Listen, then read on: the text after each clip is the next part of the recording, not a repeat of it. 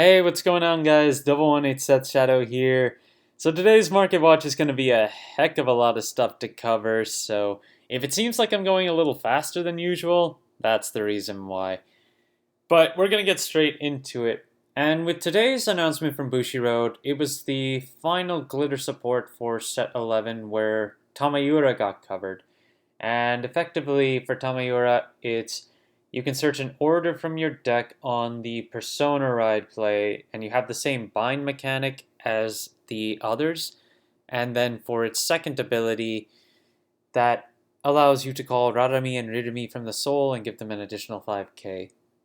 That just covers that. In addition, for Dragon Empire, just like how the other nations all got order-based cycle cards, as Bushiroad likes to call them, Dragon Empire is going to be going with a normal order sort of strategy, in which the normal order it got is going to be a retire-based order, where it retires one of your opponent's units. Of course, I won't be covering much of Tamayura today. What I'll be covering instead are a variety of other cards, starting with Tempest, who has been seeing more listings actually hit the market now. And you're going to be seeing this as a common trend of today's market watch, that lots of cards that we used to cover that were always short on listings and high in price are the opposite right now, where they are starting to teeter off. Tempest is now available for $50 again and has 12 listings right now. Of course, that's for its triple rare. And then we move into Overflow Happiness Nostria, which has 20 listings starting at just over $5. The FFR is still short on listings at 180 to start off with 5 listings overall. And if we take a look at History of Nostria, the triple R, yep, you can see on the graph it's just fallen off from the $15, $16 market price, and there are still numerous copies available for about $6 right now if you want to pick that up. The same goes for all the lyrical triggers from set 2, where you have Baratoy with 16 listings. This is the draw trigger that has notoriously been able to get to $16 and even $20 sometimes, and now you can pick it up for $7 to $8. There are quite a lot of them. Snow Skip Palby, $4 at this point. There are a number of quantities available when you take a look at the initial sellers with the lowest prices. And then, of course, the crit trigger, Precious Tune Etwig. This one hasn't fallen out as hard. It already fell out from before in terms of its market price and is available for $6 to $7 right now. It used to sell rather commonly at about $8. But yeah. And then when it comes to some of the holofoil crit triggers that you can pick up from Lyrical Set 2, there are 2 of them. They're short on quantities. You have Gilberta, who is available for $5 right now, and market price is just under $3. There was one sale recently for close to $5, but yeah, all the listings right now are very close to $5 here. Then you have Antia, who also has 3 listings, and we're at $5.50 at the lowest listing. More or less, you have to pick this up for over $6 if you want it now. So you can see if you can shop around and find it for cheaper. But yeah. Then you've got Centelray's Ophelia, which I talked about last time for Willista. We did get some more listings available on the triple rare, but there are only 8 overall, starting at $25. Then the SP only has 1 listing at $50 right now. Dark Deceptive Diving. This is a common from set 4 that I want to talk about, as it is seeing a little play with one of Stoichia's new ride lines in Japan right now. And the common is still widely available. There are over 45 listings on both the common, and there is a foil version too. Same deal. The foil version, though, has been selling. It sells sporadically, but it does sell at 25 to 50 cents, and there are a lot of 25-cent copies available if you want to pick up the foil. Sealed Blazesphere Aditya.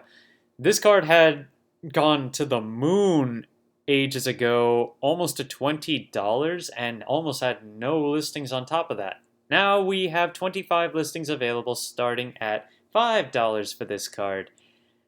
And honestly, that's probably to account for the fact that Basagra just has not been seeing anything as of late, so I suppose players are just not as keen on holding on to it anymore. Brainwash Swirler, 15 and 17 listings respectively when it comes to the original and reprint triple rare printings, and then you have 7 listings on the SP available. But you can pick up the triple rare reprint between like $28 to $31, and then the SP right now has $75 as its base listing right now. And since we don't have the Chronojet restriction yet, I would imagine this price will hold at least for a little bit longer until the North American BSF tournament comes to an end, start at just at the beginning of next month. And then we move on to Go Ahead Mikani, who has only one listing left on its triple rare at $35.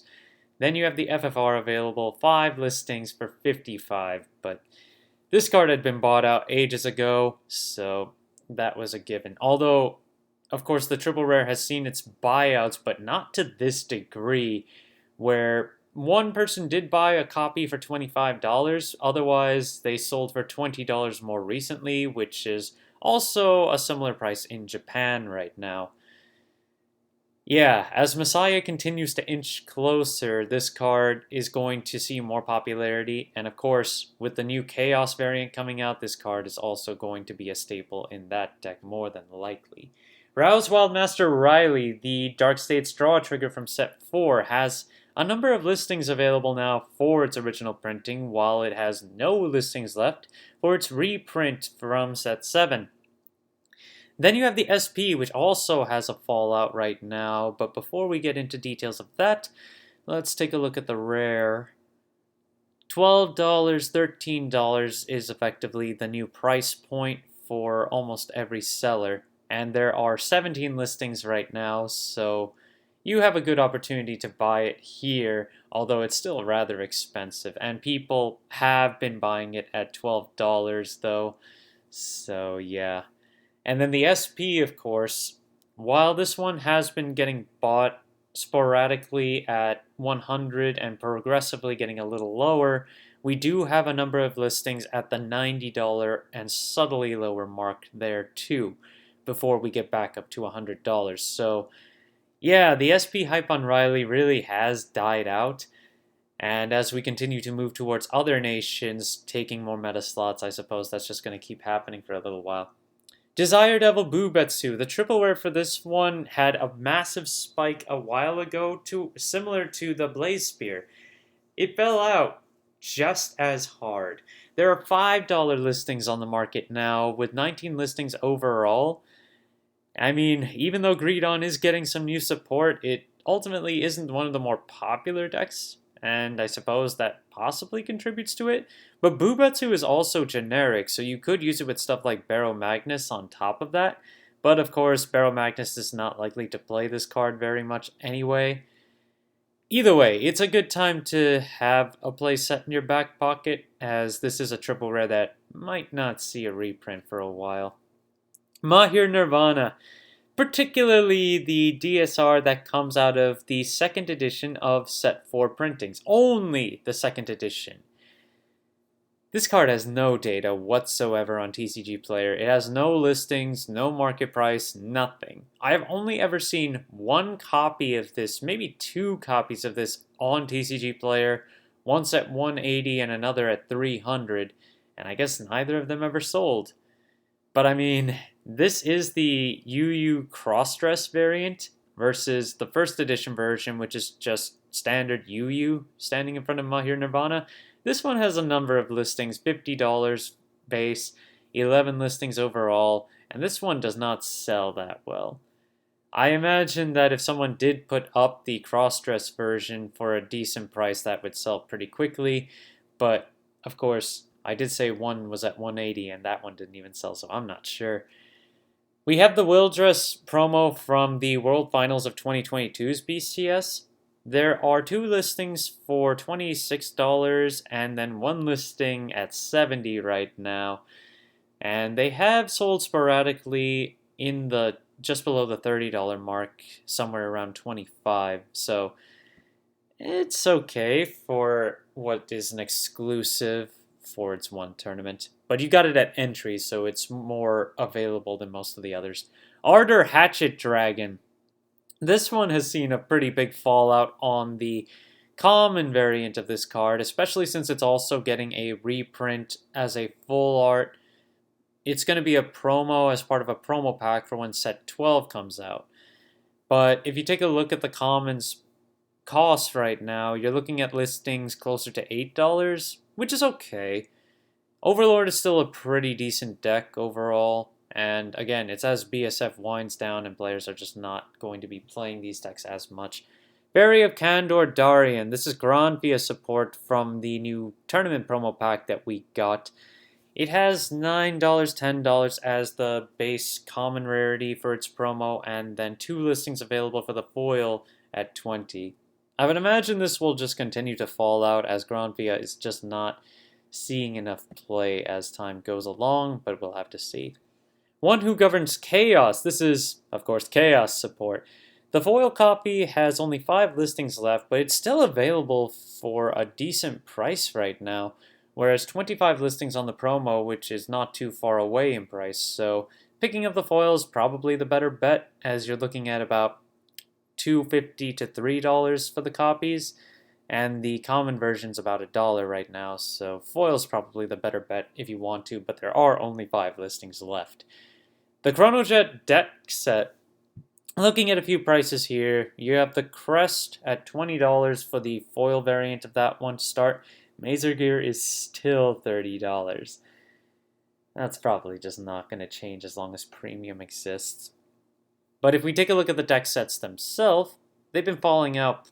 $215 seems to be the new low for this deck set, and that's for the premium variant of it. If you look at the regular deck set, we have $60 to $65 copies. Okay, only $65 copies that are available right now. They go up to $70 at some point, but yeah.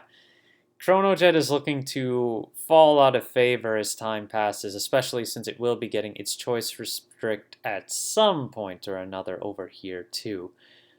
Then I just want to take a look at some copies of Alter Ego Messiah, since Messiah is coming out in a few weeks, along with set 10. There's a triple R foiling from the second G trial deck, Messiah Dragon of Rebirth, where it's $9 right now, but I can tell you nobody has bought that price. It's basically only sold for $1 tops, and I wouldn't buy into this price. I'd just shop around and see. And it has a common variant, of course, too. There's also the triple rare from the original trial deck of Messiah, where players bought some played copies for under $1 recently, but if you had a near mint copy, those were selling for $15+ back in February. Then you have the hot stamp variant of this one, where players bought this for $50 this month. And if we take a look at near mints, they're all $50 right now if you want a hot stamp variant. And finally, the SP. The SP from Absolute Judgment's just gone. You got some lucky people, though, who managed to pick up $51 copies at the end of last month. So kudos to you guys. That's really good. Blue Deathstar Skyrender Avantgarde. I had been waiting for this fallout for a while, and it finally happened. 24 listings available for $650 to begin with, and we are looking at sales right around that point, and a number of copies that sell under $7 before they consolidate quantities just around $7.50, which is still not bad for this card. It is a boss unit and also the only mech boss that we have right now in D format. Burrow Mushrooms is another one to keep your eye out for, as the rare version of this card is only 25 cents to start with 26 listings. The FR has 22 copies, 22 listings right now at $6 to start off with, falling out from its market price of $10. It is a good generic staple for Stoichia, so do keep that in mind if you want to go and buy it or not. Galactic Hero Flattened Soufre, another one to consider as we get closer to Messiah. Given that this card only has 5 listings on the FR, and while it does look like that it's $10 right now, there's only one copy at that price point right now, although players did buy some copies underneath $10 more recently. But the only listings now are 16 plus overall, aside from one which just has a really high shipping tag in addition to its main price. Then you have In the Dim Darkness Frozen Resentment, where there are only 5 listings left on both the FR and the double R. And then as for the double R, even though there are 5 listings, there are a fair number of copies at $7 right now, so if this gets bought out too, we're looking to go back above $10 very shortly after that. And with Zorga getting more support with set 10 and some more Stoichia decks playing more orders, I can tell you that this card is just going to keep jumping back and forth as time goes along. And finally, Octawraith Sorceress. With Hexorb getting Aquamarine next month, this card is still holding at the $5 mark, 22 listings when it comes to its double R. And then if we take a look at the FR more specifically, we're looking at $12, $16 sales overall when it comes to greater quantities. And they're still available for $11 right now, so that's still not bad considering it's the FR variant. Thank you guys for watching. If you liked the video, please like and subscribe if you haven't already, and I will see you guys later.